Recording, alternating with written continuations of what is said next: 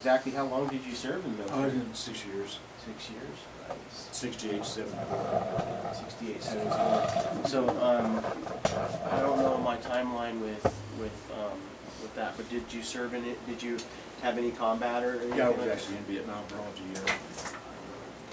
So what brings you to here? What brings you to the hospital? Pretty bad health problems. I had to go on and take care of myself, actually. That's what it boiled down to.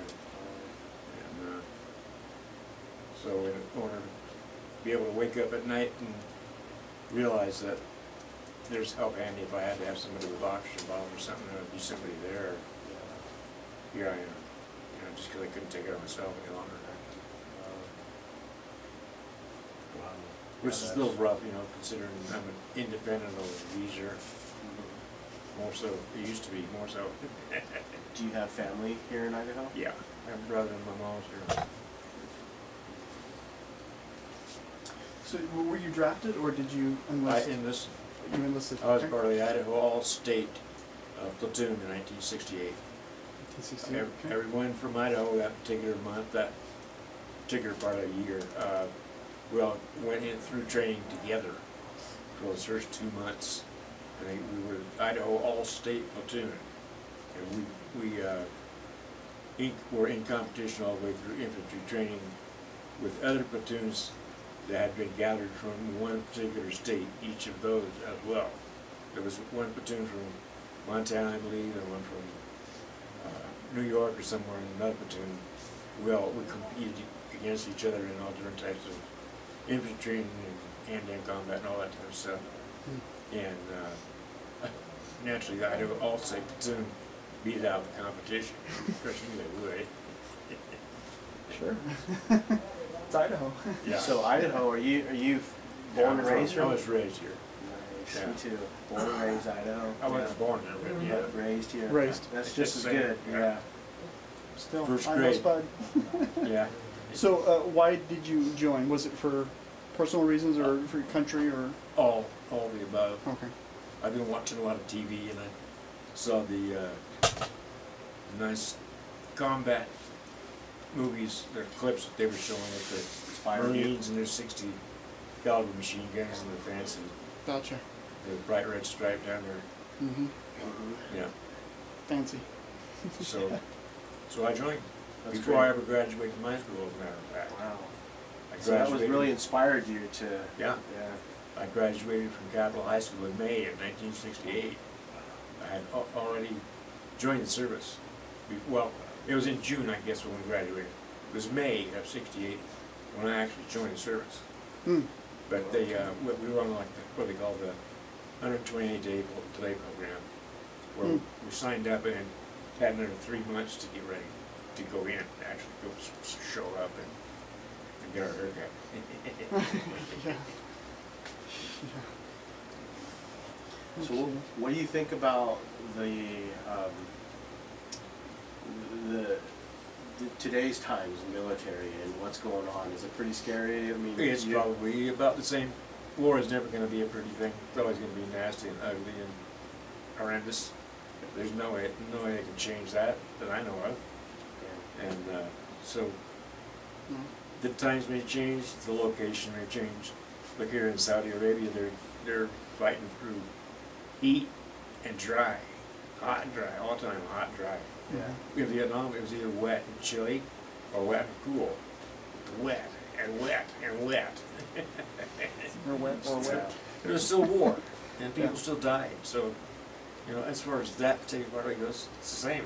Mm-hmm. Yeah. It's scary with this Islamic State. There's this new, ISIL, and you may not have been hearing about this, but there's this new Islamic State where they're very extremists. Actually, I don't watch the news, so yeah. this is news to me.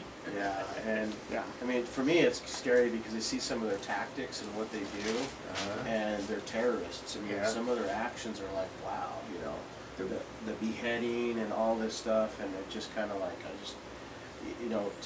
to see that kind of stuff, those actions, and then understand what military people have to go through to, it's tremendous. Yeah, because they don't know who the enemy is. Exactly. It was true some in Vietnam, not as much, I believe, as it has been in Saudi Arabia. trained from childhood, and the beliefs are somewhat different. But, yeah, it's a rough go there when you don't know who the enemy is. So after you left the service, what was there a particular job that you started? Actually, wasn't trained to do anything except shoot a rocket launcher, try and destroy tanks that were no longer there. So Because is the that- enemy didn't have any tanks. So you actually were a rocket. Yeah. Did you use Yeah. a assault rifle or Yeah. just a rocket They called launcher? it bazooka. Bazooka. You know, in the old Army comics, Bazooka Joe. Wow. Well, that was the main weapon that in my particular part of the infantry would use. Anti-tank assault and demolitions was what we were technically classified as. Wow. And we should fire the bazooka, as it's commonly called, and then there was the 106 millimeter recoilless rifle. You guys get a kick out of this one. We're talking around, it's about this long, about this big around at the base end of it, and then it tapers down to where it's got a bullet well, like so, on the pointed end, and all around on the back end of that, the shell itself is perforated all the way back and forth. The back end of the breech is open all the way around. So when you fire this thing, you don't want to be standing behind it. Okay? So the actual rifleman zeroes in with a 50 caliber machine gun that's actually zeroed in on the barrel of that rifle, the big rifle. And when he shoots the tracer round, wherever that tracer round goes, that's where the big rounds fall. Wow. Up to a half a mile and more away. So they could, you know, around that big, pretty long. And like I say, you don't want to be sitting behind it. And I got 10% hearing loss because of, you know, that big round going off like you. Right. But it was interesting.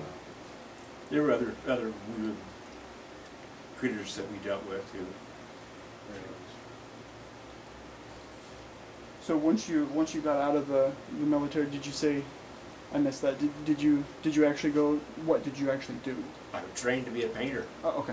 I learned how to do household painting, and went in there in the construction, remodeling, Gotcha. and that type of thing. Okay. Crafts, trades. Very nice. Okay. What'd you do on your downtime, like if you weren't out to battle or anything? What'd you do when you were just, you know, at the barracks or whatever? Well, a lot of the times we just drank. To be honest with you. That's a good A lot of question. the times I don't remember. I don't know why. But yeah, it was we played basketball some and raced our cars up and down Main Street in Southern California quite a bit, off and on. And like I say, we drank a lot. It's one reason I wound up here. Of course, it's been, now I can safely say it's been over 10 years since I had a drink at all, or I wouldn't be sitting there. I'd have been dead from that 10 years ago. That's no joke there. Yeah. That's So, here we are. very true. Yeah. Yeah, this is one hell of a good facility you guys are standing in. I don't know if anybody's told you that. The veterans Yes. you may have talked to. A few. Yes. But Yep. they're all right. This is one hell of a group of people out here. You can't ask for better help here. It's kind of the gist I'm getting so far. Yeah. Yeah. Excellent group of people.